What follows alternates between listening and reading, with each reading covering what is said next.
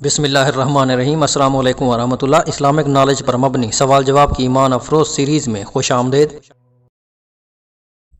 سوال نمبر 1، وہ 4 نوزائیدہ بچے کون تھے جنہوں نے کلام کیا تھا؟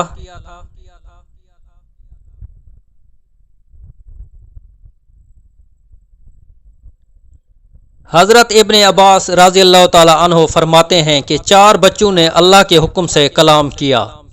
فرعون کی بیٹی کی خادمہ مشاطہ کے لڑکے نے، دوسرے حضرت یوسف علیہ السلام کے گواہ بچے نے جن کا ذکر سورہ یوسف میں بھی ہے، تیسرے حضرت عیسیٰ علیہ السلام نے اپنی والدہ کی پاک دامنی بیان کی جس کا ذکر سورہ مریم میں آیا ہے، چوتھا بنی اسرائیل کے ایک بزرگ جریح پر اس طرح تہمت لگی تو ایک نوزائیدہ بچے نے اس کی گواہی دی۔ سوال نمبر 2، قابیل نے حابیل کے علاوہ کس کو دھمکیاں دی تھی؟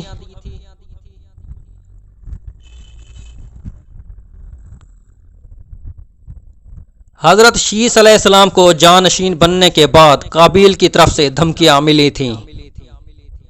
سوال نمبر 3، حضرت یوسف علیہ السلام نے رحلت کے وقت نور اور حکمت کسے عطا کیا تھا؟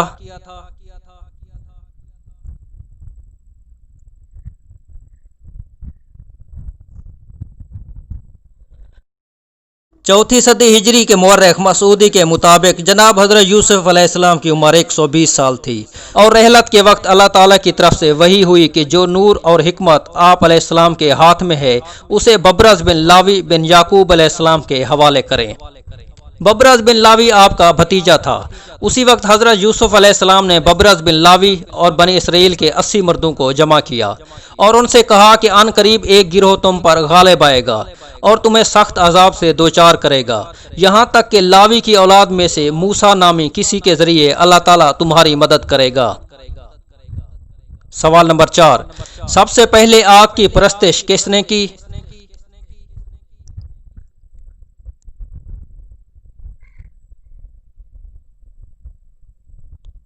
حضرت آدم علیہ السلام نے قابیل کو حابیل کے قتل کرنے پر اپنے دربار سے نکال دیا اور قابیل یمن چلا گیا۔ وہاں ابلیس ملعون اس کے پاس آ کر کہنے لگا، حابیل کی قربانی کو آگ نے اس لیے کھا لیا تھا کہ وہ آگ کی پوجا کرتا تھا، لہٰذا تو بھی آگ کی پرستش کیا کر۔ چنانچہ قابیل پہلا شخص ہے جس نے آگ کی پرستش کی۔